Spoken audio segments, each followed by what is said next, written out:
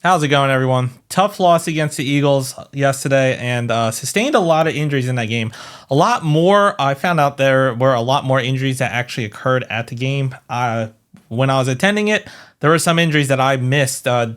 Didn't see them really happen and didn't see them on the scoreboard. So just going through it and kind of focusing on who got injured and more of the bigger injuries and what the current update that we know thus far.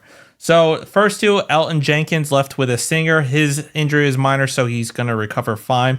Devontae Wyatt left with a lower leg injury. His injury is considered minor, and there's no real update on his, but not a significant lower leg injury, so he should be all right. Then we have Josh Jacobs, who left later in the fourth quarter. I actually didn't notice him get injured while at the game.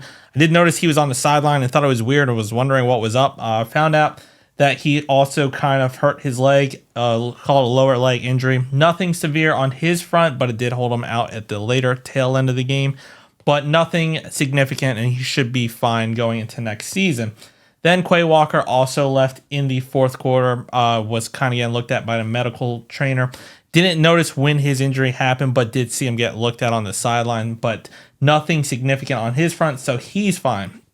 Now, focusing on the big three injuries that did occur.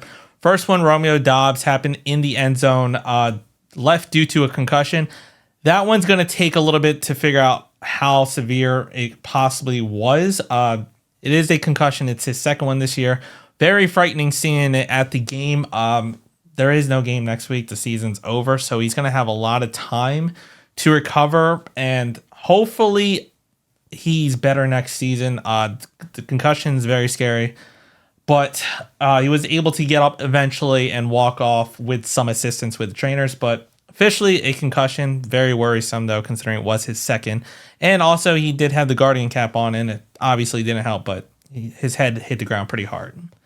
Moving along, Jayden Reed left, I believe it was in the third quarter after catching a ball over the middle. Officially, it's considered a dislocated shoulder, and he actually spoke about it when talking to the media. Good news on that front is it will not require surgery. It's not a severe shoulder dislocation, so no surgery is required. So hopefully the whole offseason he'll be able to rest and come back better next year. So good on that front.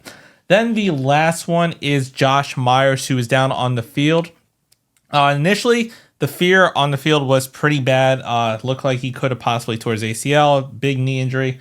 But afterwards, Matt LaFleur did talk about it. He was able to travel home from Philadelphia, and he thinks that he did avoid any serious injury. It's not an ACL tear, and it's what he thinks is a hairline fracture in his leg. So all things considered, it's probably the best case scenario for him.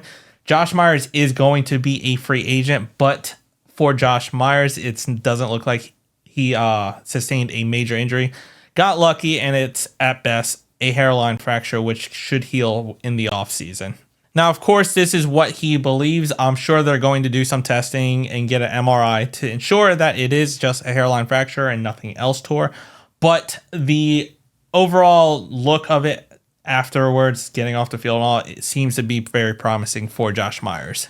And that's about all we know so far about the key injuries, especially with the three players, with Romeo Doubs, Jayden Reed especially, and Josh Myers, since they actually sustained more of the major significant injuries during the game.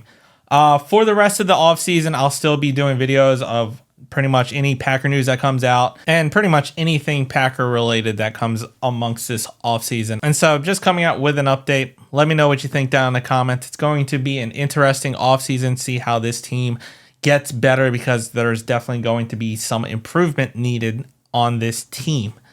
If you liked the video, hit the like button, subscribe to the channel, and as always, go Pack Go.